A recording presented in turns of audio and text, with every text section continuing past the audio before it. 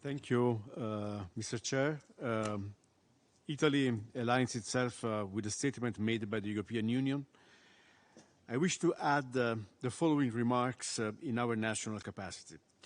Next week, as in past years, Italy will submit to this committee a draft resolution on the UN programme on crime prevention and criminal justice.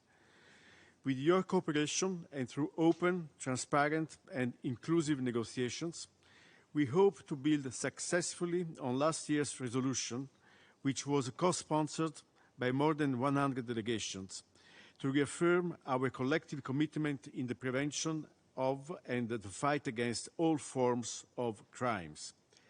I want to take today's opportunity to mention some key elements which will find expression in our proposal.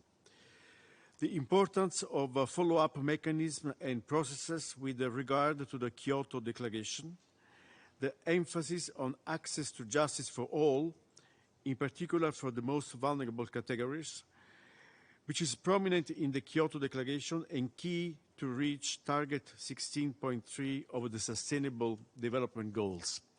We wish to propose this as a topic for the high-level debate for the 77th session. Then the importance of policies targeted at young people, the importance of working on the prevention of gender-related violence and, in particular, killings of women and girls, the relevant developments resulting from the work of the two crime-related thematic commissions in Vienna, the CCPCJ and the CND, and the work ahead of us in strengthening the efforts against terrorism, starting with the new global program on preventing and countering terrorism of the UNODC and with a special focus on the protection of victims' rights. We are looking forward to fruitful discussions on these topics within this committee, and in order to put our commitments into practice, we are keen to continue our long-standing cooperation with the UNODC and all other relevant international institutions. At the same time, we strongly believe that the intergovernmental process can be enriched by the open and substantial participation of the organizations representing civil society, NGOs, academia and private sector.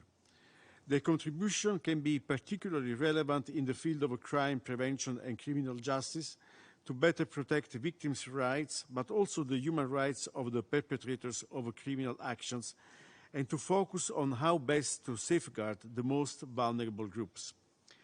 Mr. Chair, let me conclude by recalling that 2022 marks the 30th anniversary of the killings of Judge Giovanni Falcone and Judge Paolo Borsellino.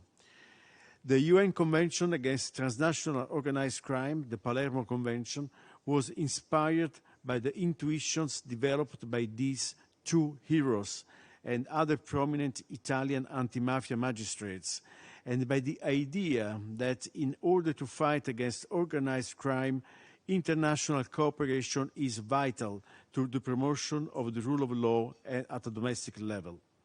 Today, 20 years after the entry into force of the Palermo Convention and its protocols, we must continue to work on their full implementation.